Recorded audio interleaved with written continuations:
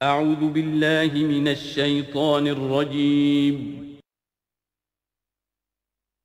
بسم اللہ الرحمن الرحیم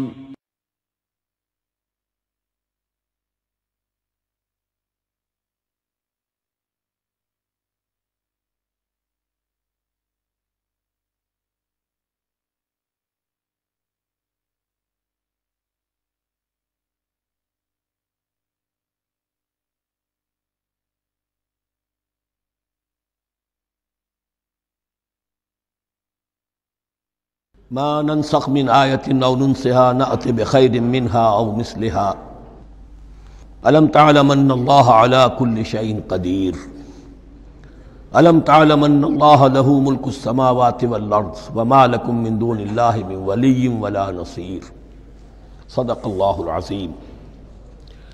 ان آیات مبارکہ کا ترجمہ اگرچہ ہم کر چکے ہیں، لیکن اس کا جو اصل مفہوم ہے اور اس کا پس منظر ہے اس کو سمجھنا ضروری ہے۔ آپ کو معلوم ہے کہ اللہ کا دین آدم سے لے کر این دم تک ایک ہی ہے۔ نوح کا دین، موسیٰ کا دین، عیسیٰ کا دین، محمد کا دین صلی اللہ علیہ وسلم علیہ الصلوۃ والسلام، دین ایک ہی ہے۔ شریعتوں میں فرق رہا ہے، اور یہ فرق جو رہا ہے اس کا اصل سبب یہ ہے کہ نوع انسانی مختلف اعتبارات سے ارتقاء کی مراحل طے کر رہی تھی۔ ذہنی پختگی، شعور کی پختگی، پھر سوشل ایولیوشن، تمدنی ارتقاء، یہ مسلسل جاری تھا۔ لہذا اس ارتقاء کے جس مرحلے میں رسول آئے اسی کی مناسبت سے ان کو تعلیمات دے دی گئیں۔ ان میں وہ حصے بھی تھے کہ جو ایٹرنل ہیں، جو ہمیشہ رہیں گے، اور ایسے بھی تھے کہ جو اس زمانے کی مناسبت سے تھے۔ اب جب اگلا رسول آئے گا تو ظاہر بات ہے کہ ان میں سے کچھ چیزوں میں تغیر و تبدل ہو جائے گا، کچھ چیزیں نئی آ جائیں گی، کچھ پرانی ساقط ہو جائیں گی۔ یہ پرانی چیزوں کا ساقط ہونا یہ کہلاتا ہے ناسخ ہونا، ناسخ و منسوخ کا مسئلہ، کہ وہ حکم منسوخ ہو گیا اور اس کی جگہ پر کوئی اور حکم آ گیا ہے۔ یا تو اللہ تعالیٰ تعین کے ساتھ منسوخ فرماتے ہیں، یا یہ کہ اس شے کو سرے سے لوگوں کے ذہنوں سے زائل کر دیتے ہیں۔ اعتراض یہ کر رہے تھے یہودی کہ اگر تو یہ دین وہی ہے جو موسیٰ کا تھا تو ظاہر بات ہے کہ پھر شریعت پوری وہی ہونی چاہیے۔ اس کے اعتراض کا جواب ہے جو یہاں دیا جا رہا ہے، اور یہی مسئلہ پھر قرآن میں بھی ہے۔ قرآن کی بھی تدریج کے ساتھ شریعت کی تکمیل ہوئی ہے۔ جیسا کہ میں نے پہلے عرض کیا تھا، شریعت کا بلو پرنٹ آپ کو سورہ بقرہ میں مل جائے گا آگے چل کر، لیکن شریعت کی تکمیل ہوئی ہے سورہ مائدہ میں۔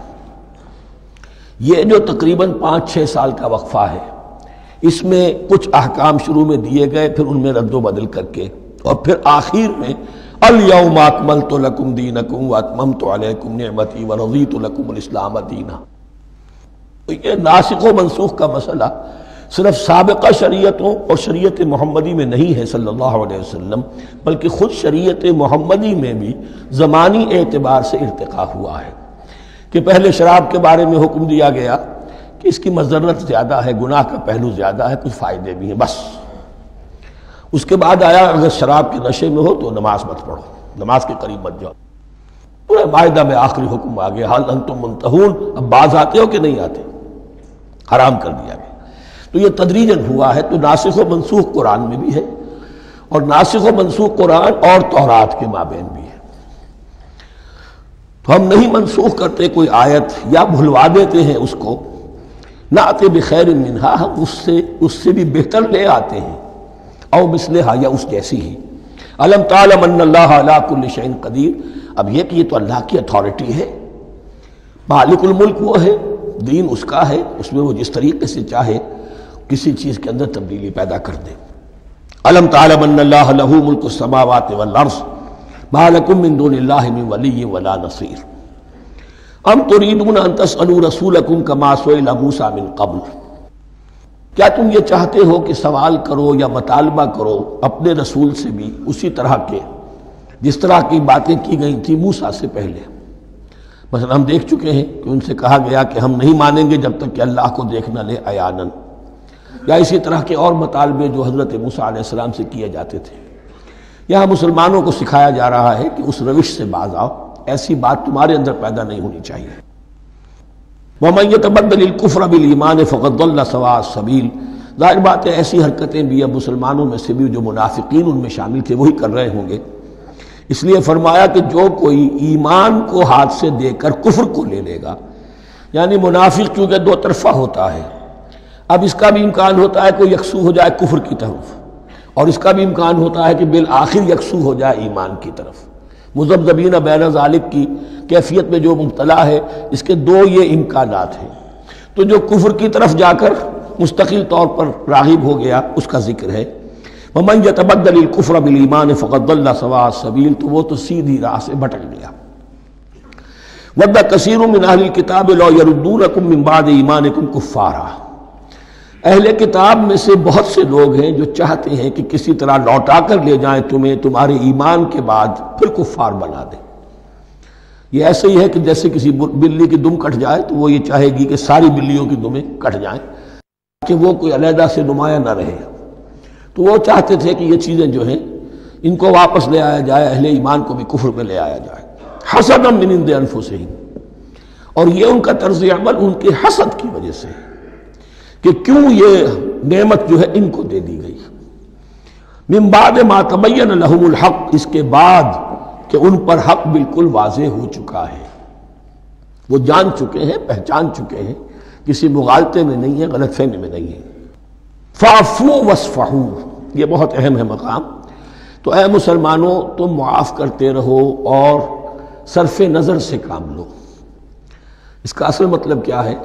ابھی تو چونکہ مدنی دور کا آغاز ہو رہا ہے، ابھی کشمکش کے اور کشاکش کے اور مقابلے کے اور تصادم کے بڑے سخت مراحل آ رہے ہیں۔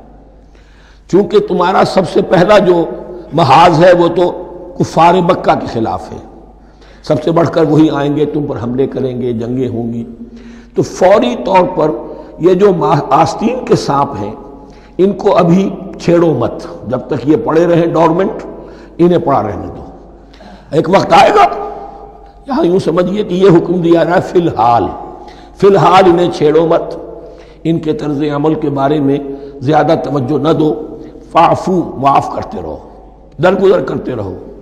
اور وصفحو کہتے ہیں، صفح کہتے ہیں ایک طرف کا، یہ صفح ہے، یہ ورق ہے، صرف نظر کر لینا، دیکھا اندیکھا کر لینا، نظر انداز کر دینا، حتی یاتی اللہ بامرہ، یہاں تک کہ اللہ اپنا فیصلہ لے آئے۔ ایک وقت آئے گا کہ پھر مسلمانوں کو غلبہ آخری حاصل ہو جائے گا، اور جب جو یہ باہر کے دشمن ہیں ان سے تم نبٹ لو گے، پھر یہ کہ ان اندرونی دشمنوں کے خلاف بھی تمہیں اب آزادی دی جائے گی کہ ان کو بھی ان کے کیفر کردار تک پہنچا دو۔ ان اللہ علی کل شیء قدیر، یقیناً اللہ ہر چیز پر قادر ہے۔ واقیموا الصلاۃ وآتوا الزکاۃ، نماز قائم رکھو، زکوٰۃ دیتے رہو۔ وما تقدموا لانفسکم من خیر تجدوہ عند اللہ، اور جو کچھ بھی تم خیر میں سے، بھلائی میں سے اپنے لیے آگے بھیجو گے، کوئی مال خرچ کر رہے ہو تو خرچ کہاں ہو گیا؟ وہ تو اللہ کے ہاں ڈپازٹ ہو گیا، جمع ہو گیا۔ وما تقدموا لانفسکم من خیر تجدوہ عند اللہ، اسے اللہ کے پاس پاؤ گے۔ ان اللہ بما تعملون بصیر، یقیناً جو کچھ تم کر رہے ہو اللہ اسے دیکھ رہا ہے۔ وقالوا لن يدخل الجنة الا من كان هودا او نصارى، اب دیکھیے جب یہ نئی امت اب تشکیل پا رہی ہے تو یہودی اور نصرانی جو ایک دوسرے کے دشمن تھے مسلمانوں کے مقابلے میں جمع ہو گئے، انہوں نے کہنا یہ شروع کیا، وقالوا لن يدخل الجنة، ہرگز نہیں داخل ہوگا جنت میں، الا من کان ہودا او نصارا، سوائے اس کے جو یا تو یہودی ہو یا نصرانی ہو۔ وقالوا لن يدخل الجنة الا من كان هودا او نصارى تلك امانيهم، یہ لفظ دوبارہ آ گیا، یہ ان کی خواہشات ہیں، من گھڑت خیالات ہیں، ان کی وشفل تھنکنگ ہے۔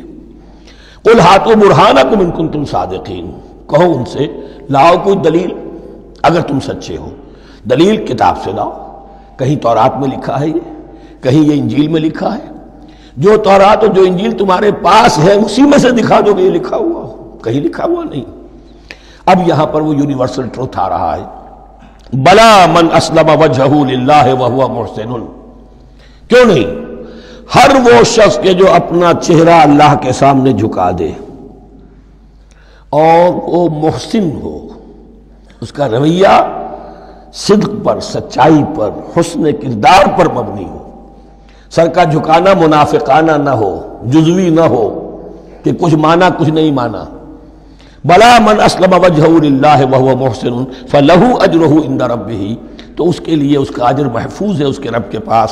فلا خوف علیہم ولا هم یحزنون، نہ ان پر کوئی خوف ہوگا اور نہ ہی وہ حزن سے دوچار ہوں گے۔ یہ دوسری آیت ہے کہ جس سے کچھ لوگوں نے استدلال کیا ہے کہ ایمان بالرسالت ضروری نہیں ہے۔ اب دیکھیے اس کا جواب وہی ہوگا، نمبر ایک تو یہ، ہر جگہ پر ساری چیزیں بیان نہیں کی جایا کرتی، کوئی چیز کہیں بیان کی گئی، کوئی کہیں بیان کی گئی ہے۔ کتاب کو لینا ہے تو پوری کو پوری ایک کتاب کی حیثیت سے۔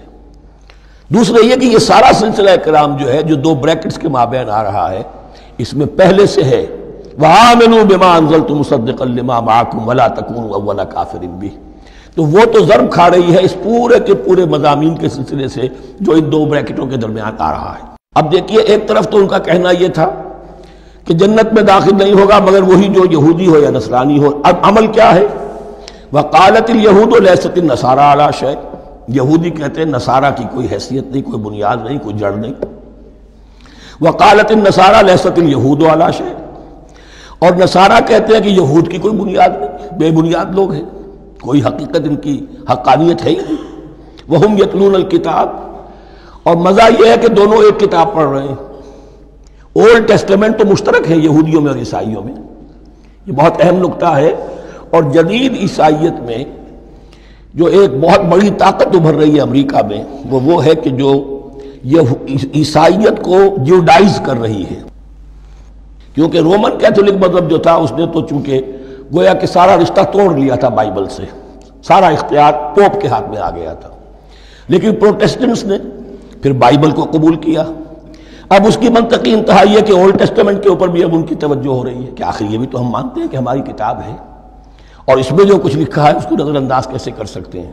ہم نے جو ایک سیمینار کیا تھا امریکہ میں، جس میں ایک یہودی عالم بھی آئے تھے، ایک عیسائی بھی آئے تھے، اور مسلمانوں کی طرف سے بھی ہمارے ایک ساتھی نے بات کی تھی، تو وہاں ایک یہودی عالم نے کہا کہ اس وقت اسرائیل کو سب سے بڑی سپورٹ جو مل رہی ہے وہ ان عیسائیوں سے مل رہی ہے امریکہ میں سے، کہ جو اس وقت ایونجلسٹ کہلاتے ہیں وہاں پر، اور جو ایک بڑا فرقہ بن کر ابھر رہے ہیں۔ بہرحال یہ ان کا طرز عمل ہے۔ وَهُمْ يَتْلُونَ الْكِتَابَ، اور وہ دونوں کے دونوں کتاب کے پڑھنے والے ہیں۔ كَذَلِكَ قَالَ الَّذِينَ لَا يَعْلَمُونَ مِثْلَ قَوْلِهِمْ، اسی طرح کہا تھا ان لوگوں نے کہ جو کچھ بھی نہیں جانتے انہی کی سی بات کہی تھی، یعنی یہ اشارہ ہے مشرکین مکہ کی طرف۔ فَاللَّهُ يَحْكُمُ بَيْنَهُمْ يَوْمَ الْقِيَامَةِ فِيمَا كَانُوا فِيهِ يَخْتَلِفُونَ، تو اللہ تعالیٰ فیصلہ کر دے گا ان کے مابین قیامت کے دن ان تمام باتوں کا جن میں کہ یہ اختلاف کر رہے تھے۔ وَمَنْ أَظْلَمُ مِمَّنْ مَنَعَ مَسَاجِدَ اللَّهِ أَنْ يُذْكَرَ فِيهَا اسْمُهُ وَسَعَىٰ فِي خَرَابِهَا۔ اب دیکھیے یہاں جو بقیہ یہ آیات آ رہی ہیں، تو اگرچہ خطاب تو ہے وہ بریکٹس کے مابین، خطاب میں بنی اسرائیل، لیکن اب یہاں کچھ ریفرنسز اہل مکہ کی طرف شروع ہو گئے ہیں، اور اس کے بعد سے حضرت ابراہیم کا تذکرہ آئے گا، پھر تحویل قبلہ کا ذکر آئے گا۔ تحویل قبلہ میں ظاہر بات ہے کہ وہ قبلہ جو ہے وہ مشرکین مکہ کے قبضے میں تھا اس وقت، اس حوالے سے ریلیونٹ کچھ مضامین جو ہیں اس کی تمہید باندھی جا رہی ہے۔ یہ ساری تمہید ہے جو آگے آنے والا مضمون ہے تحویل قبلہ، جو علامت تھی اس بات کی کہ اب وہ سابقہ امت مسلمہ معزول کر دی گئی اور نئی امت محمد صلی اللہ علیہ وسلم اس مقام پر نصب کر دی گئی، انسٹال کر دی گئی۔ اس کے حوالے سے جو مسئلے اٹھیں گے، اسی لیے قال الذین لا یعلمون مثل قولہم، میں نے عرض کیا کہ یہ مشرکین مکہ کی طرف اشارہ ہے۔ ومن اظلم ممن منع مساجد اللہ یذکر فیہا اسمہ، اس سے بڑھ کر ظالم کون ہوگا جو اللہ تعالیٰ کی مسجدوں سے لوگوں کو روکے کہ وہ اس میں اس کا نام لے سکے۔ چونکہ مشرکین مکہ نے مسلمانوں کو محروم کر دیا تھا حرم سے، اب وہاں جانے کی ان کو اجازت نہیں تھی۔ سن 6 میں حضور گئے بھی ہیں، تب بھی یہ کہ صلح حدیبیہ ہو گئی، واپس آنا پڑا، عمرہ کرنے کی اجازت نہیں ملی۔ سن 7 میں پھر ہوا ہے، تو یہ 7 برس بہت شاہ گزرے ہیں محمد الرسول اللہ صلی اللہ علیہ وسلم اور اہل ایمان پر۔ اب یہاں ذکر ہو رہا ہے ان کا، قریش کا۔ وَمَنْ أَظْلَمُ مِمَّنْ مَنَعَ مَسَاجِدَ اللَّهِ أَنْ يُذْكَرَ فِيهَا اسْمُهُ وَسَعَىٰ فِي خَرَابِهَا، اور وہ اس کی تخریب میں لگے ہوئے ہیں۔ یہ خراب تخریب یہ تخریب دو طرح کی ہوتی ہے، ایک ظاہری تخریب ہوتی ہے کسی مسجد کو گرا دینا، اور ایک ظاہری نہیں باطنی معنوی ہوتی ہے۔ وہ جو تخریب ہے وہ یہ ہے کہ توحید کی بجائے اسے شرک کا اڈا بنا دیا ہے۔ وہ تو دنیا کے بتکدوں میں پہلا وہ گھر خدا کا، ہم اس کے پاسباں ہیں، وہ پاسباں ہمارا، 360 بت رکھ دیے گئے اس گھر میں لا کر جو ابراہیم نے تعبیر کیا تھا توحید خالص کے لیے۔ وَسَعَىٰ خرابہا، یہ لفظ ذرا نوٹ کر لیجئے، یہ ایک حدیث میں بھی آیا ہے، بڑی دلدوز حدیث ہے، اور میں چاہتا ہوں کہ آپ اسے ذہن میں رکھیں۔ حضور نے فرمایا یوشک ان یاتی علی الناس زمان، اندیشہ ہے کہ لوگوں پر یعنی میری امت پر ایک زمانہ ایسا بھی آ جائے گا، اب گنتے جائیے، لا یبقى من الاسلام الا اسمہ، اسلام میں سے اس کے نام کے سوا کچھ نہیں بچے گا، ولا یبقى من القرآن الا رسمہ، قرآن میں سے اس کے رسم الخط، الفاظ اور حروف کے سوا کچھ نہیں بچے گا، اسی کی اللہ تعالی نے ضمانت دی ہے، یہ محفوظ رہے گا رسم عثمانی۔ مساجدہم عامرۃ، ان کی مسجدیں آباد تو بہت ہوں گی، وہی خراب من الہدی، ہدایت سے خالی ہو جائیں گے، یہ خراب کے لفظ سے، یا خراب من الہدی، وعلماؤہم شر الناس تحت ادیم السماء، اور ان کے علماء آسمان کی چھت کے نیچے کی بدترین انسان ہیں، من عندہم تخرج الفتنۃ وفیہم تعود، فتنہ انہی کے اندر سے برآمد ہوگا، انہی میں گھس جائے گا، یعنی ان کا کام فتنہ انگیزی، مخالفت، جنگ و جدال، بھڑکانا، اپنے اپنے فرقے کے لوگوں کے جذبات کو بھڑکاتے رہنا اور مسلمانوں کے اندر اختلافات کو ہوا دینا، یہی ان کا کام رہ جائے گا۔ آج جن کو ہم علماء کہتے ہیں ان کی عظیم اکثریت اس کیفیت سے دوچار ہو چکی ہے۔ جب مذہب اور دین پیشہ بن جائے تو کوئی خیر اس میں باقی نہیں رہتا۔ یہ دین اور مذہب پیشہ نہیں تھا، اسلام میں کوئی پیشوائیت نہیں، اسلام میں کوئی پاپائیت نہیں، اسلام میں کوئی برہمنزم نہیں، اسلام تو ایک کھلا، ہر شخص کتاب اللہ پڑھے، ہر شخص عربی سیکھے، ہر شخص کو امامت کے قابل ہونا چاہیے، ہر شخص اپنی بچی کا نکاح خود پڑھائے، ہر شخص اپنے والد کا جنازہ خود پڑھے۔ یہ جو ہم نے پیشہ بنا دیا ہے اور پھر انہیں پیسے دیتے، ظاہر بات ہے کہ پھر اس پیشے کے اندر تو پیشے میں عیب نہیں، رکھیے نہ فرہاد کو نام، پھر تو پیشہ میں تو جو کچھ پیشہ ورانہ چشمکیں ہوتی ہیں اور جو خباثتیں ہوتی ہیں وہ آتی ہیں۔ لیکن ساتھ ہی یہ بات واضح رہے کہ علماء حق سے دنیا خالی نہیں ہوگی، علماء حق بھی ہیں، لیکن کسی کے ماتھے پر لکھا ہوا نہیں ہوتا کہ یہ علماء حقانی میں سے اور یہ علماء سو میں سے ہے۔ باقی یہ صحیح بات ہے کہ اکثریت ادھر جا چکی ہے، ورنہ امت کا بیڑا غرق نہ ہوتا، سیدھی سیدھی بات، یہ بیڑا غرق ہوا ہے تو آخر کوئی سبب ہے۔ اولئک ما کان لہم ان یدخلوها الا خائفین، ایسے لوگوں کو تو سوائے اس کے ان کا کوئی مقام نہیں ہے کہ انہیں داخل ہونے کی بھی اجازت نہیں ہونی چاہیے اس میں، یعنی اللہ کی مسجدوں میں، مگر خوف زدہ ہو کر، ڈر کر۔ لہم فی الدنیا خزی، کے لیے دنیا میں بھی رسوائی اور ذلت ہے، وَلَهُمْ فِي الْآخِرَةِ عَذَابٌ عَظِيمٌ، اور آخرت میں ان کے لیے عذاب عظیم ہے۔ وَلِلَّهِ الْمَشْرِقُ وَالْمَغْرِبُ، اب دیکھیے تمہید ہو رہی ہے تحویل قبلہ کے لیے۔ اب ظاہر بات ہے کہ بڑی حساس جو ہے وہ ایک کیفیت تھی یہ، تو یروشلم کے ساتھ جن کو دلچسپی تھی اور ان کے دلوں میں اس کی عقیدت تھی، مکہ مکرمہ اور بیت اللہ کے ساتھ جن کو دلچسپی تھی اور ان کے دلوں میں اس کی عقیدت تھی، تو اس حوالے سے یہ قبلہ بدلنا، اور 2 دفعہ بدلا ہے قبلہ، پہلے آ کے مدینے میں حضور نے یروشلم کی طرف 16 مہینے نماز پڑھی اور پھر تحویل قبلہ ہوا، تو اب اس میں کئی امتحان ہو گئے، وہ آگے آ جائے گا، لیکن اس کی تمہید باندھی جا رہی ہے۔ للہ المشرق والمغرب، مشرق اور مغرب سب اللہ کے ہیں، یعنی اگر ہم رخ کرتے ہیں مغرب کی طرف تو اس کے معنی یہ نہیں ہے کہ اللہ مغرب میں ہے، معاذ اللہ، اللہ تو جہت سے، مقام سے، ماورا وراء الورا، یہ تو یہ ہے کہ ایک یکسانیت پیدا کرنے کے لیے، اجتماعی رنگ دینے کے لیے ایک چیز کو قبلہ بنا دیا، علامت ہے۔ غالب نے ٹھیک کہا ہے، قبلے کو اہل نظر قبلہ نما کہتے ہیں، قبلہ جو ہے وہ مسجود تو نہیں ہے پرے سرحد ادراک سے اپنا مسجود، قبلے کو اہل نظر قبلہ نما کہتے ہیں۔ للہ المشرق والمغرب فأینما تولوا فثم وجہ اللہ، جدھر بھی تم رخ کرو گے وہ اللہ ہی کا رخ ہے۔ ان اللہ واسع علیم، یقیناً اللہ بہت وسعت والا ہے، بہت وسعت والا ہے، وہ کسی سمت میں محدود نہیں ہے، اور علیم ہے، ہر شے کا جاننے والا ہے۔ دیکھیے یہاں یہ آیت کہہ کے اور چھوڑ دیا مسئلہ، اگلے مسئلے پر آگئے، آگے آپ کو پتہ چلے گا کہ یہ در حقیقت ایک تمہید باندھی جا رہی ہے تحویل قبلہ کے لیے۔ وقالوا اتخذ اللہ ولدا سبحانہ، اور ان میں وہ بھی ہیں، اب ظاہر بات ہے یہاں پھر اشارہ ہو رہا ہے وہ اہل مکہ کی طرف، جنہوں نے یہ کہا ہے کہ اللہ نے اولاد اپنے لیے اختیار کی، یعنی وہ کہتے تھے کہ یہ جو فرشتے ہیں یہ اللہ کی بیٹیاں ہیں، نصارہ کہتے تھے کہ حضرت مسیح اللہ کے بیٹے ہیں، اور یہودیوں کا بھی ایک گروہ ایسا تھا جو حضرت عزیر کو اللہ کا بیٹا کہتا تھا۔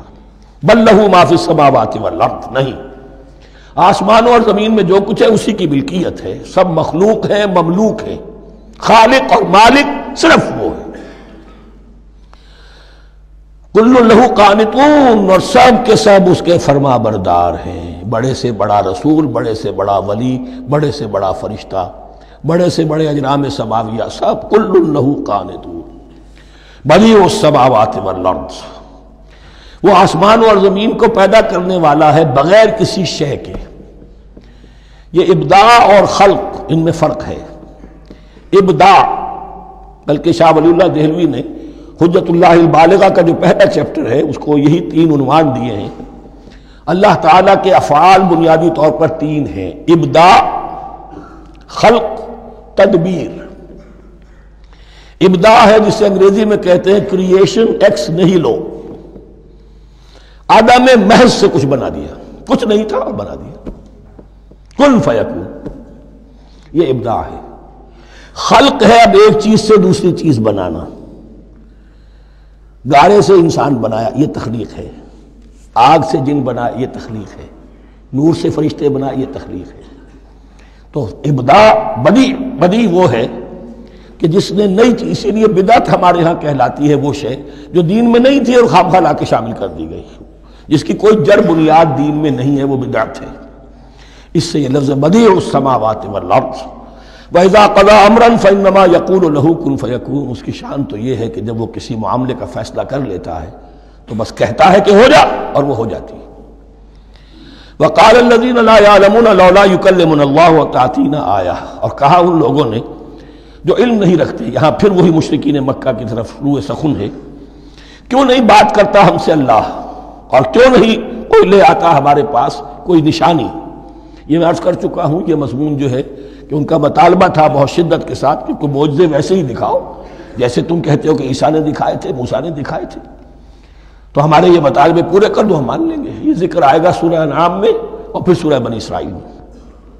کذالک قال الذین من قبلہم مثل قولہم، اسی طرح کی باتیں جو لوگ ان سے پہلے آئے تھے وہ بھی کہتے رہے۔ تشابہت قلوبہم، ان کے دل ایک دوسرے سے مشابہ ہو گئے ہیں۔ قد بینا الآیات لقوم یوقنون، اور ہم نے تو اپنی آیات کو واضح کر دیا ہے ان لوگوں کے لیے جو یقین کرنا چاہیں۔ انا ارسلناک بالحق بشیرا ونذیرا، اے نبی ہم نے آپ کو بھیجا ہے حق کے ساتھ بشیر اور نذیر بنا کر۔ بنیادی حیثیت آپ کی یہ ہے کہ آپ اہل حق کو بشارت دیں، فراح و ریحان و جنت نعیم، فسلام لک من اصحاب الیمین، یہ بشارت دیجیے۔ اور جو غلط راستے پر جائیں، کفر کریں، منافقت میں مبتلا ہوں، ملحد ہوں اور بدعملی کریں، ان کو آپ خبردار کر دیجئے کہ جہنم ان کے لیے تیار کر دی گئی ہے۔ آپ کا کام دعوت ہے، ابلاغ ہے، تبلیغ ہے، نصیحت ہے۔ وَلَا تُسْأَلُ عَنْ أَصْحَابِ الْجَحِيمِ، آپ سے سوال نہیں کیا جائے گا جہنمیوں کے بارے میں کہ محمد یہ کیوں جہنم میں پہنچ گئے، ہم نے تمہیں بھیجا تھا، تمہارے ہوتے ہوئے یہ جہنمی کیوں ہو گئے؟ نہیں، یہ آپ کی ذمہ داری نہیں ہے۔ کون جنت میں جانا چاہتا ہے، کون جہنم میں جانا چاہتا ہے، یہ آدمی کا اپنا فیصلہ ہے۔ آپ کا کام ہے کہ حق کو واضح کر دیں، ہاں وضاحت میں کمی نہ رہ جائے، حق واضح ہو جائے، کوئی اشتباہ نہ ہو، بالکل مبرہن ہو جائے، واضح ہو جائے، بس یہ ذمہ داری آپ کی ہے، اس سے زیادہ نہیں۔ یہ مسئولیت جو ہوتی ہے، انسان اگر اپنی اصل مسئولیت سے زیادہ ذمہ داری اپنے سر پر ڈال لے تو اس سے بھی بہت بڑی بڑی گمراہیاں پیدا ہوتی ہیں۔ اور اس کا جو تذکرہ ہو رہا ہے بڑی گمراہی تو معاذ اللہ وہ تو ہمارے حوالے سے ہوتی ہے۔ ہمارے ہاں کی بہت سی جماعتیں جو ہیں اسی طرح کی غلطیوں کی وجہ سے وہ غلط راستوں پر پڑ گئی، پوری تحریکیں برباد ہو گئی۔ لیکن یہاں بھی حضور کا معاملہ کیا ہو رہا تھا کہ حضور چاہتے تھے کہ کسی طرح یہ علماء یہود ایمان لے آئے۔ بہرحال حضور کے دل میں رغبت، آخر مکے میں آپ تھے تو دعائیں مانگتے تھے، اے اللہ عمرو بن ہشام اور عمر بن خطاب میں سے کسی ایک کو تو میری جھولی میں ڈال دے۔ تو اسی طرح کی دعا آپ نے کی ہوگی۔ فرمایا وَلَن تَرْضَىٰ عَنْكَ الْيَهُودُ وَلَا النَّصَارَىٰ حَتَّىٰ تَتَّبِعَ مِلَّتَهُمْ۔ اے نبی کسی مغالطے میں نہ رہیے، ہرگز راضی نہیں ہوں گے آپ سے نہ یہ یہودی اور نہ نصرانی، جب تک کہ آپ پیروی نہ کریں ان کی ملت کی۔ لہذا امید منقطع کر لیجیے، اس لیے کہ زیادہ امید ہو تو مایوسی ہو جاتی ہے۔ اقبال نے بہت خوب کہا ہے بندہ مومن کے بارے میں، جس کی امیدیں قلیل، جس کے مقاصد جلیل۔ مقصد اونچا لیکن امید قلیل رکھیے، اللہ چاہے گا تو ہو جائے گا، نہیں چاہے گا تو میرا کام تو اپنی حد تک اپنا فرض ادا کر دینا ہے۔ اس سے زیادہ کی جو ہے خواہش اپنے دل میں پالیں گے، کسی اجرت پسندی میں گرفتار ہو جائیں گے، کہیں دائیں بائیں ہک اور کرک کے ذریعے سے کہیں پہنچنے کی کوشش کریں گے اور اپنے آپ کو بھی برباد کر دیں گے۔ لن ترضى عنك اليهود ولا النصارى حتى تتبع ملتهم قل ان هدى الله هو الهدى، کہہ دیجئے دیکھو ہدایت تو ہے اللہ کی ہدایت۔ وَلَئِنِ اتَّبَعْتَ أَهْوَاءَهُمْ، اور نبی آپ بھی کان کھول کر سن لیں، اگر آپ نے ان کی خواہشات کی پیروی کی، یہاں ہم جوڑ دیں گے الفاظ بالفرض بفرض محال، اگر آپ نے ان کی خواہشات کی پیروی کی کہ کچھ چلو لے دو کر معاملہ کر لو، کچھ ان کی بات مانو، کچھ اپنی بات منوا لو۔ یہ مکے میں بھی قریش کی طرف سے بھی آیا تھا کہ کچھ اپنی بات منوا لیجئے، کچھ ہماری مانی، کمپرومائز کیجئے۔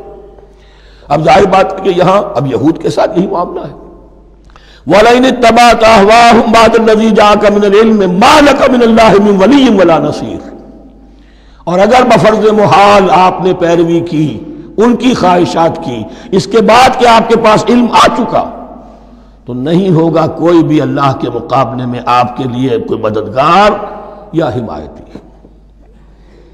معاذ اللہ معاذ اللہ، حق کی تلوار بڑی ننگی ہے، اور یہاں اللہ کا عدل یہ فرد سے فرد تک بدلتا نہیں ہے، نہ امت سے امت کی طرف بدلے گا، قوم اور کسی اور قوم سے ایک معاملہ، کسی دوسری قوم سے کوئی اور معاملہ نہیں۔ اللہ کے اصول ہیں، اللہ کے قوانین ہیں، اس کی فطرت ہے، فطرت اللہ التی فطر الناس علیہا، پھر یہ کہ اس کی سنت ہے، لن تجد لسنت اللہ تحویلا ولن تجد لسنت اللہ تبدیلا۔ الذین آتیناہم الکتاب یتلونہ حق تلاوتہ، وہ لوگ کہ جنہیں ہم کتاب دیتے ہیں وہ اس کی تلاوت کرتے ہیں جیسا کہ اس کی تلاوت کا حق ہے۔ اس پر میں نے اپنے کتابچے میں بحث کی ہے، تلاوت کا اصل حق کیا ہے۔ مسلمانوں پر قرآن مجید کے حقوق نامی کتابچہ، اب یہاں پہ تفصیل سے بیان کرنے کا وقت نہیں ہے، لیکن ایک بات جان لیجئے کہ تلاوت کا لفظ جو قرآن کے لیے قرآن نے اختیار کیا، یہ بڑا ذو معنیین ہے۔ تلا یتلو ہم اسے بھی کہتے ہیں پڑھنا، اور تلا یتلو کسی کے پیچھے پیچھے چلنے کو کہتے ہیں۔ والشمس وضحاها والقمر اذا تلاها، سورج کے بعد پیچھے آتا ہے چاند۔ تو یتلو کے معنی کیا ہے؟ when you are reading the book you are following the text۔ بعض لوگوں کو دیکھا ہوگا انگلی ان کی چلتی ہے ساتھ ساتھ، وہ بیچارے جو زیادہ ماہر نہیں ہیں تو تاکہ نگاہ ادھر سے ادھر نہ ہو جائے، ایک سطر سے دوسری سطر پر نہ پہنچ جائے، انگلی بھی ساتھ ساتھ پھیرتے ہیں، تو فالوئنگ دی ٹیکسٹ۔ لیکن اس تلاوت کا اصل حق کیا ہوگا؟ جب آپ اس کتاب کو فالو کریں، اسے اپنا امام بنائیں، اس کے پیچھے چلیں، اس کا اتباع کریں، اس کی پیروی کریں، جس کی کہ دعا ہم کرتے ہیں وَاجْعَلْهُ لَنَا إِمَامًا وَنُورًا وَهُدًى وَرَحْمَةً، تو اللہ تو بنائے گا ہمارا امام اس کو اسی وقت جب کہ ہم فیصلہ کر لیں کہ ہم اس کتاب کے پیچھے چلیں گے۔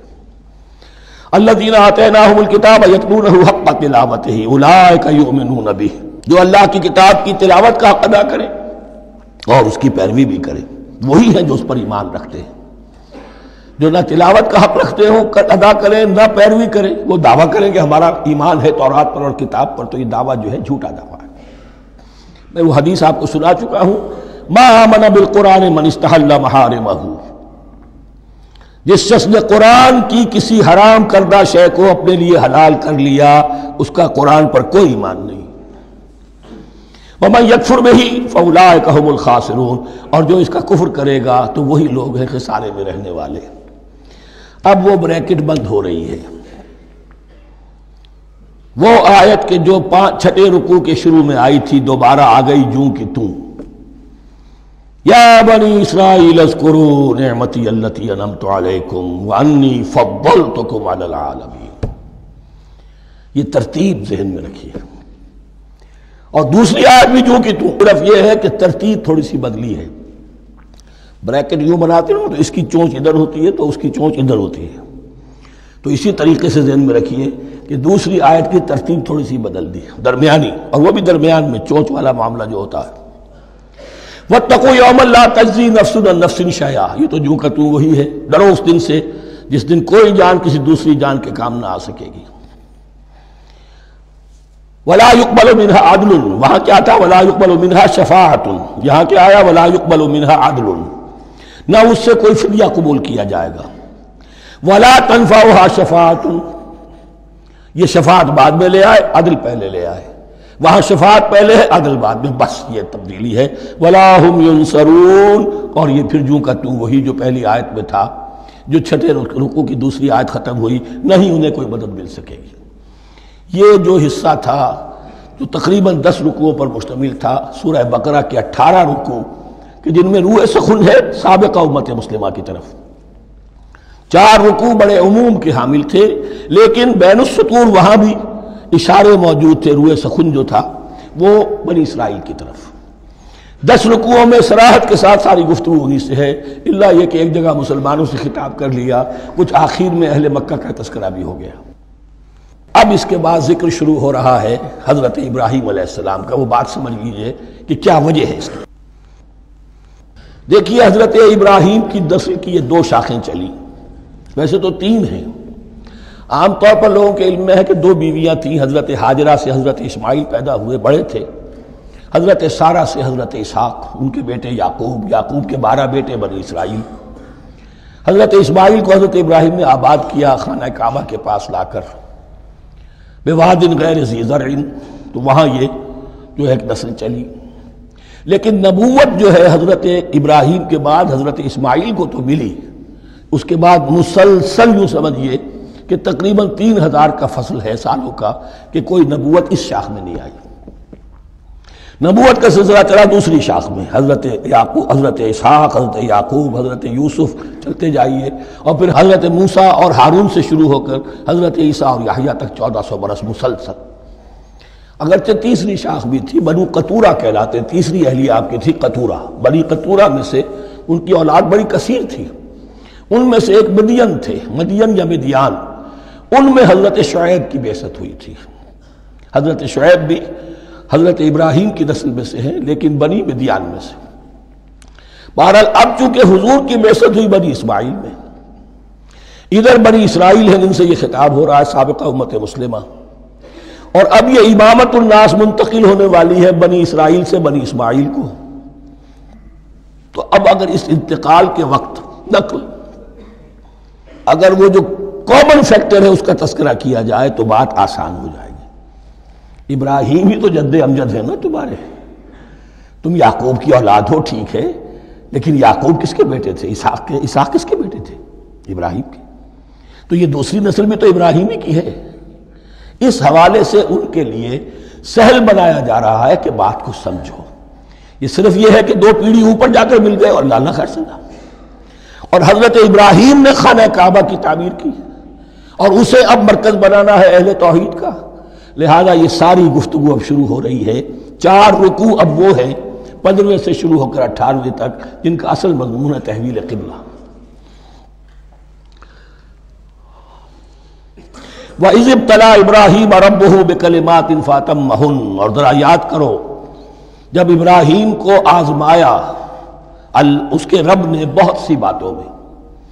میرا ایک کتاب چاہے حضرت ابراہیم کی شخصیت پر، حج اور عید الاضحیٰ اور ان کی اصل روح، اور اس میں ایک تحریر ہے، ایک تقریر ہے، جو تحریر ہے وہ مجھے بہت پسند ہے کہ کیسے کیسے امتحان آئے ہیں حضرت ابراہیم علیہ السلام پر۔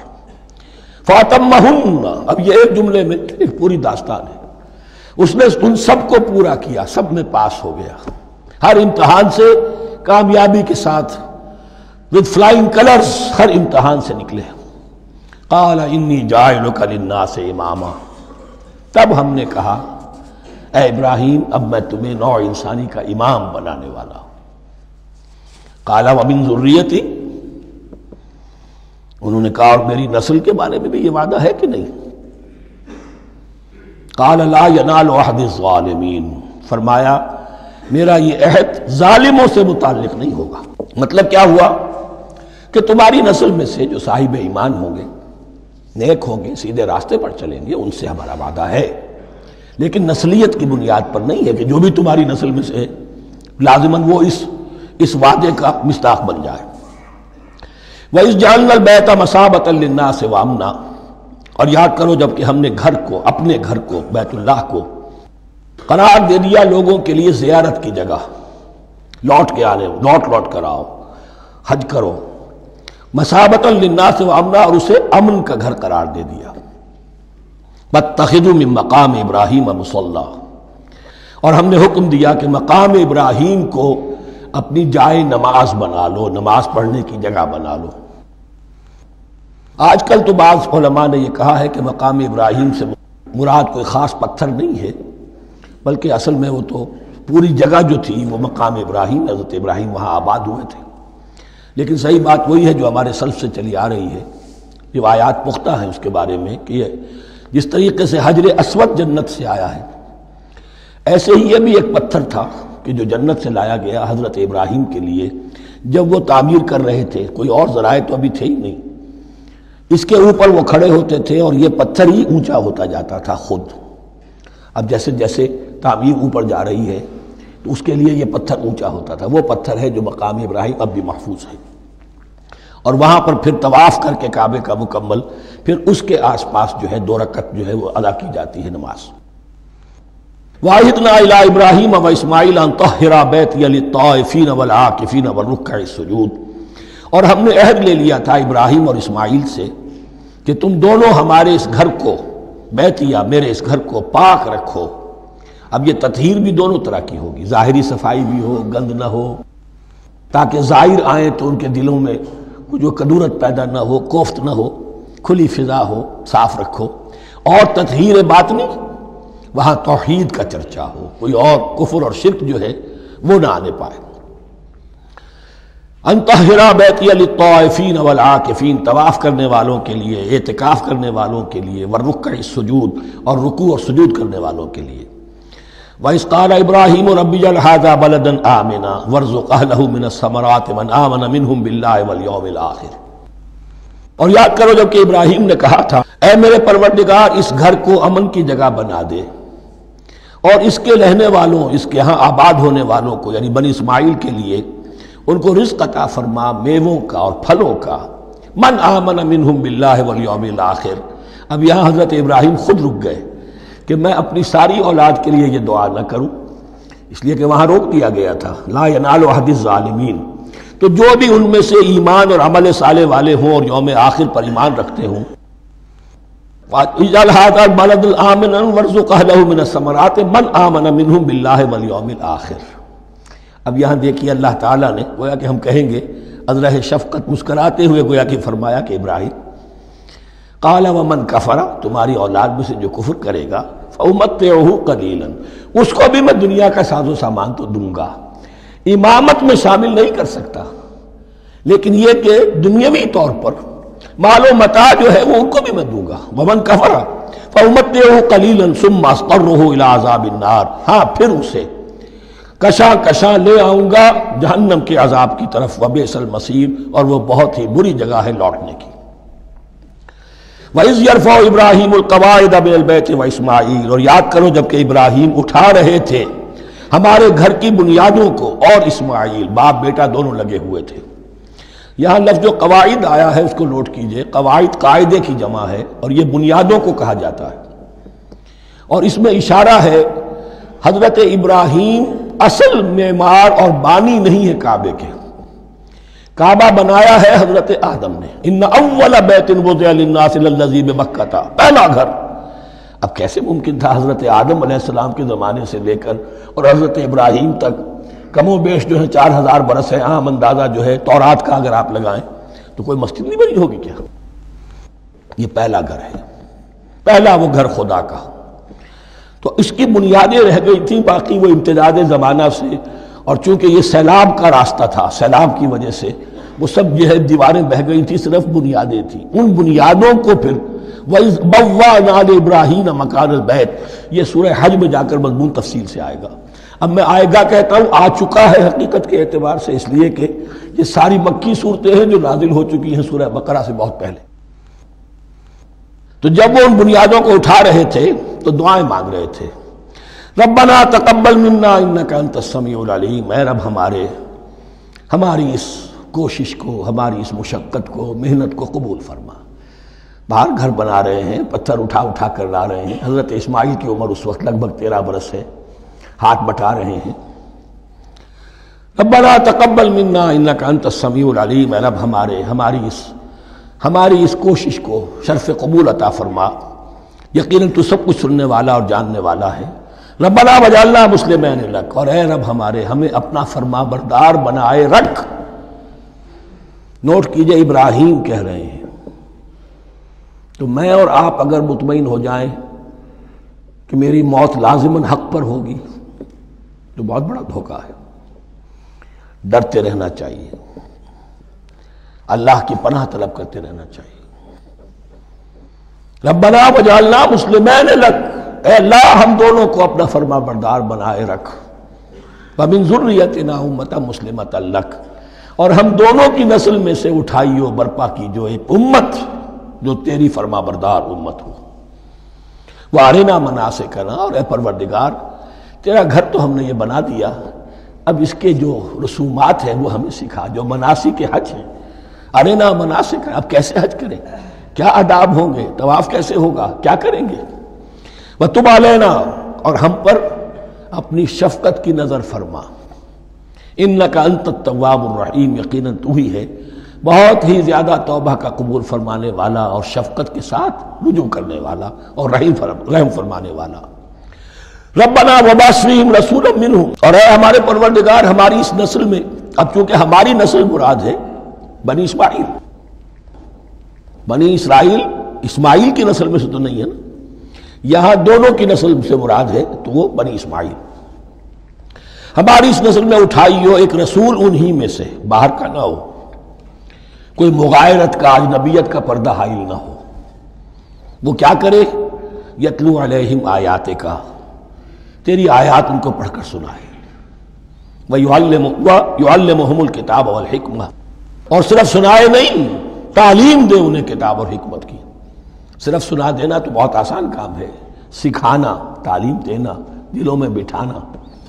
اور حکمت، وَيُزَكِّيهِمْ، اور ان کو پاک کرے، ان کا تزکیہ کرے، ان کے دلوں میں تیری محبت اور آخرت کی طلب کے سوا کوئی طلب باقی نہ رہنے دے. انک انت العزیز الحکیم، یقیناً پروردگار تو ہی ہے زبردست اور کمال حکمت والا. وَمَن يَرْغَبُ عَن مِّلَّةِ إِبْرَاهِيمَ إِلَّا مَن سَفِهَ نَفْسَهُ، اور ایسا شخص کون سا ہوگا جو ابراہیم کے طریقے سے منہ موڑے. یہ رغبت کا نظر بھی زبان میں دونوں طرف جاتا ہے. رغبہ الہ، کسی شے کی طرف رغبت ہونا، محبت ہونا، میلان ہونا، اور رغبہ عن، کسی شے سے متنفر ہونا، کسی شے سے ابا کرنا، اس کو چھوڑ دینا. وَمَن يَرْغَبُ عَن مِّلَّةِ إِبْرَاهِيمَ إِلَّا مَن سَفِهَ نَفْسَهُ، سوائے اس کے جس نے اپنے آپ کو حماقت ہی میں مبتلا کرنے کا فیصلہ کر لیا ہو. اور کون ہوگا جو ابراہیم کے طریقے سے منہ موڑے. وَلَقَدِ اصْطَفَيْنَاهُ فِي الدُّنْيَا، اور ہم نے تو اسے دنیا میں بھی پسند کر لیا تھا، چن لیا تھا. وَإِنَّهُ فِي الْآخِرَةِ لَمِنَ الصَّالِحِينَ، اور یقیناً آخرت میں بھی وہ ہمارے صالح بندوں میں سے ہوں گے. اذ قال له ربه اسلم قال اسلمت لرب العالمین، جب کہا اس سے اس کے پروردگار نے کہ مانو میرا حکم، اس نے کہا پروردگار قبول ہے تیرا حکم، یہاں تک کہ ذبح کرو بیٹے کو، حاضر. یہ آخری امتحان تھا. آخر 100 برس کی عمر میں، 87 برس کی عمر میں دعائیں مانگ مانگ کر بیٹا لیا تھا اسماعیل۔ حضرت سارہ کے ہاں کوئی اولاد نہیں ہوئی تھی، اب وہ 13 برس کا تھا، بازو بن گیا تھا، اور اس وقت ذبح کرنے کا حکم آیا۔ جب بھی کہا ہم نے مانو ہمارا حکم، قال اسلمت لرب العالمین، اللہ تعالی ہمیں بھی توفیق دے کہ اس کی پیروی کرے۔ ووصى بها ابراہیم وبنیہ ویعقوب، اور اسی کی وصیت کی تھی ابراہیم نے بھی اپنے بیٹوں کو اور یعقوب نے بھی۔ یا بنیہ، وہ کیا تھی نصیحت؟ اے میرے بیٹو، ان اللہ اصطفیٰ لکم الدین، دیکھو اللہ نے تمہارے لیے دین کو پسند فرما لیا ہے۔ کون سا دین؟ فلا تموتن الا وانتم مسلمون، اور دیکھنا موت نہ آنے پائے مگر فرما برداری کی حالت میں۔ یہی بات آئے گی سورہ آل عمران میں مسلمانوں سے خطاب کر کے، یا ایھا الذین آمنوا اتقوا اللہ حق تقاتہ ولا تموتن الا وانتم مسلمون، اور ان الدین عند اللہ الاسلام ومن یبتغ غیر الاسلام دینا فلن یقبل منہ۔ ام کنتم شہداء اذ حضر یعقوب الموت، کیا تم اس وقت موجود تھے جب یعقوب کی موت کا وقت آیا؟ جب آدم کی یعقوب پر موت، یہ لفظی ترجمہ ہوگا، اذ حضر یعقوب الموت اذ قال لبنیہ ما تعبدون من بعدی، حضرت یعقوب نے اپنے سارے بیٹوں کو جمع کیا، 12 کے 12، اور مصر میں پہنچ چکے تھے یہ حضرت یوسف علیہ السلام کے ذریعے سے، جو سورہ یوسف میں ساری کہانی آئے گی، وہاں انتقال ہوا۔ تو انہوں نے اپنے بیٹوں کو جمع کیا، اذ قال لبنیہ ما تعبدون من بعدی، میرے بعد تم کس کی پوجا کرو گے، کس کی پرستش کرو گے؟ یہ بات نہیں تھی کہ انہیں معلوم نہیں تھا، لیکن یہ کہ ایک میثاق، قول و قرار اور پختہ کرنے کے لیے۔ قالوا نعبد الہک و الہ آبائک ابراہیم و اسماعیل و اسحاق، انہوں نے کہا کہ ہم پوجیں گے، بندگی کریں گے، پرستش کریں گے آپ کے معبود کی اور آپ کے آبا ابراہیم، اسماعیل اور اسحاق کے معبود کی، اور یہ کوئی مختلف معبود نہیں ہے، الہ واحدہ، وہ تو ایک ہی الہ ہے۔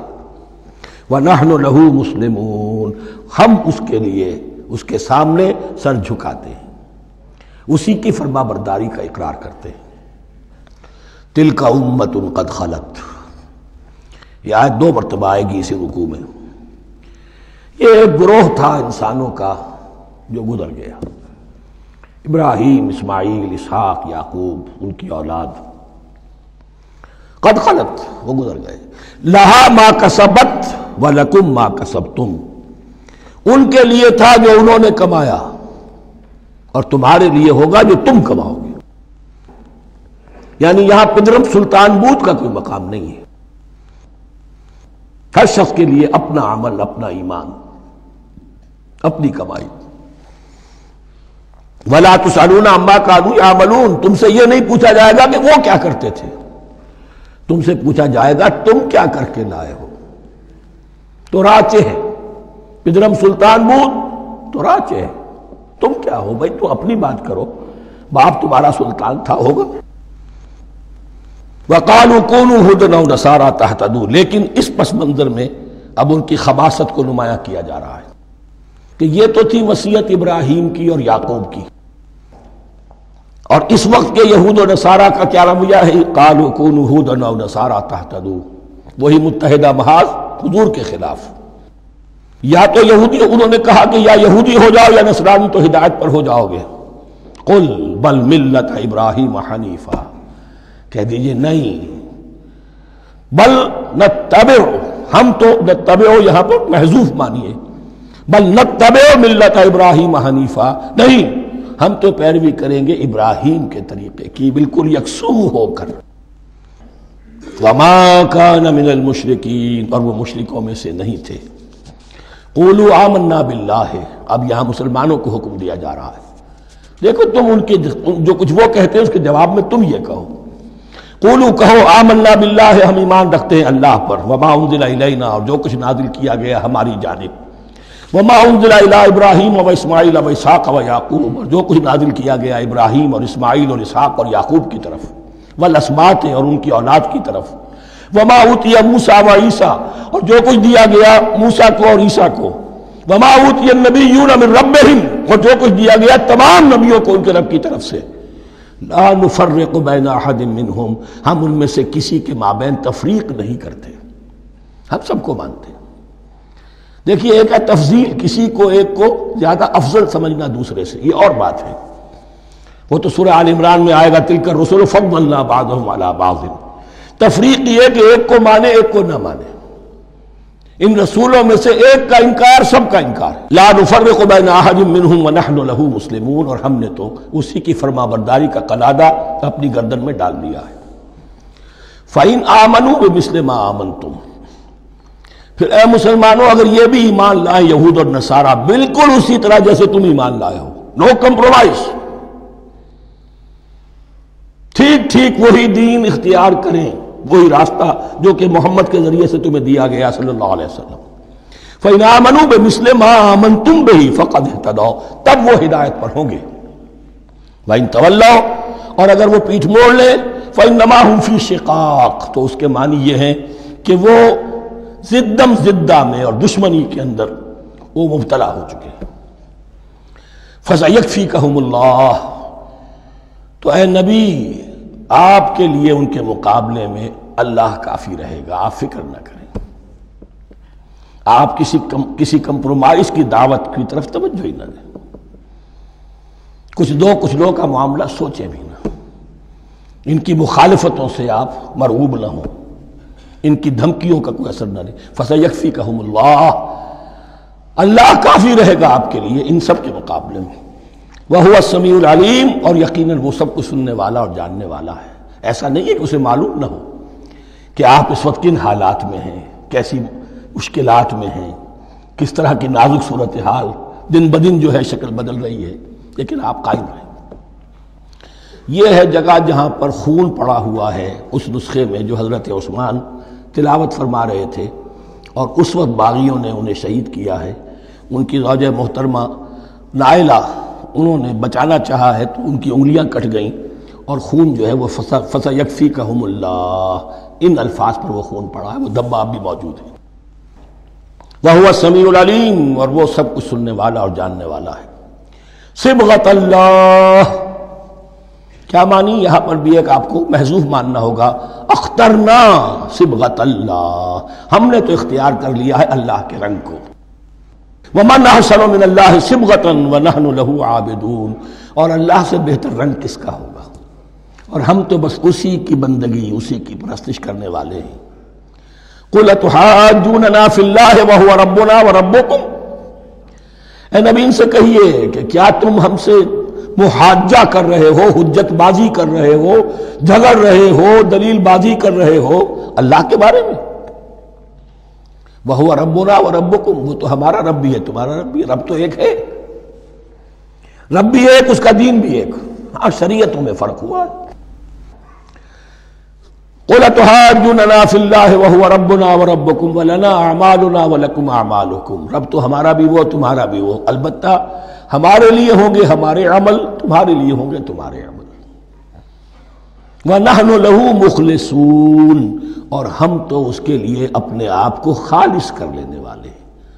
یہ ذرا 3 الفاظ یہاں پہ نوٹ کر لیجئے، یہ میرے اور آپ کے لیے لمحہ فکریہ ہیں۔ نحن لہو مسلمون، 136ویں آیت اس پر ختم ہوئی، ہم اس کے سامنے سر تسلیم خم کرتے ہیں، ان میں سے تو ہم بھی شامل ہیں۔ نحن لہو عابدون، آیت نمبر 138، ہم اس کی بندگی کرنے والے ہیں، اسی کی بندگی کرنے والے ہیں۔ تو صرف اسلام نہیں، عبادت اور ٹوٹل عبادت، ٹوٹل بندگی، پوری زندگی میں اس کے ہر حکم کی پیروی اور اطاعت۔ اس سے آگے بات آئی وَنَحْنُ لَهُ مُخْلِصُونَ، یہ عبادت اخلاص کے ساتھ نہیں ہے تو منافقت ہے۔ اس عبادت سے کوئی دنیا کی منفعت پیش نظر نہ ہو، سوداگری نہیں، یہ عبادت خدا کی ہے۔ دنیا بنانا، دنیا کمانا، دین کو ذریعہ بنانا، اس سے بڑی اور اس سے گری ہوئی کوئی حرکت نہیں۔ اخلاص. حضور نے فرمایا من صلی یرائی فقط اشرکا ومن صام یرائی فقط اشرکا ومن تصدق یرائی فقط اشرکا. جس نے نماز پڑھی دکھاوے کے لیے اس نے شرک کیا، جس نے روزہ رکھا دکھاوے کے لیے اس نے شرک کیا، اور جس نے صدقہ خیرات دیا دکھاوے کے لیے اس نے شرک کیا. وَنَحْنُ لَهُ مُخْلِصُونَ نَحْنُ لَهُ مُسْلِمُونَ نَحْنُ لَهُ عَابِدُونَ نَحْنُ لَهُ مُخْلِصُونَ. اللهم ربنا اجعلنا منهم اللهم ربنا اجعلنا منهم. ام تقولون ان ابراہیم واسماعیل واسحاق ویعقوب والاسباط كانوا هودا او نصارا. کیا تمہارا کہنا یہ ہے کہ ابراہیم اور اسماعیل اور اسحاق اور یعقوب اور ان کی اولاد یہودی تھے یا نصرانی تھے؟ تم جو کہتے ہو کہ یا یہودی ہو جاؤ یا نصرانی تب ہدایت پاؤ گے، تو ابراہیم یہودی تھے یا نصرانی؟ اور اسحاق اور یعقوب اور یوسف اور موسیٰ اور عیسیٰ یہ کون تھے؟ یہی بات آج مسلمانوں کو سوچنی چاہیے. محمد الرسول اللہ اور ان کے اصحاب دیوبندی تھے یا بریلوی تھے یا اہل حدیث تھے یا شیعہ تھے یا سنی تھے؟ ان تقسیموں سے اوپر ہونے کی ضرورت ہے. اللہ کے ساتھ اخلاص کا تقاضا یہ ہے، ٹھیک ہے ایک فقہی مسلک کے اعتبار سے ایک شخص کسی مسلک کی پیروی کر رہا ہے، لیکن اپنے آپ کو اس سے آئیڈینٹیفائی کرانا اور اس مسلک کو مقدم رکھنا دین پر، اور اس مسلک ہی کے لیے محنت اور مشقت اور بھاگ دوڑ تبلیغ ہو رہی ہے اسی کی، یہ چیز بالکل اس اصل حقیقت کے خلاف ہے کہ جو اللہ کے دین نے ہمیں سکھائی. ام تقولون ان ابراہیم و اسماعیل و اسحاق و یعقوب والاسباط كانوا هودا او نصارا قل انتم اعلم ام اللہ. کہیے ان سے کہ تم زیادہ جانتے ہو یا اللہ زیادہ جانتا ہے. ومن اظلم ممن كتم شہادۃ عنده من اللہ. کان کھول کر سن لو، اس سے بڑھ کر ظالم کون ہوگا جس نے اللہ کی ایک گواہی جو اس کے پاس تھی اسے چھپا لیا. تمہارے پاس گواہیاں ہیں، علماء یہود جانتے تھے یہ اللہ کے رسول ہیں جن کے ہم منتظر تھے، اس گواہی کو چھپائے بیٹھے. ومن اظلم ممن كتم شہادۃ عنده من اللہ وما اللہ بغافل عما تعملون. اور اللہ ہرگز غافل نہیں ہے کہ اس سے جو تم کر رہے ہو. تلک امۃ قد خلت. یہ گروہ مقدس جماعت تھی یہ جس کے یہ گلے سرسبد تھے، یہ گزر گئے. لہا ما کسبت ولکم ما کسبتم. جو کمائی انہوں نے کی، جو عمل انہوں نے کمائے وہ ان کے لیے، تمہارے لیے نہیں. تمہارے لیے وہ ہوگا جو تم کماؤ گے. ولا تسألون عما كانوا يعملون. اور تم سے ان کے عمل کے بارے میں نہیں پوچھا جائے گا کہ انہوں نے کیا کیا، تم سے سوال یہ ہوگا کہ تم نے کیا کیا. بارک اللہ لی ولکم فی القرآن العظیم ونفعنی وإیاکم بالآیات والذکر الحکیم.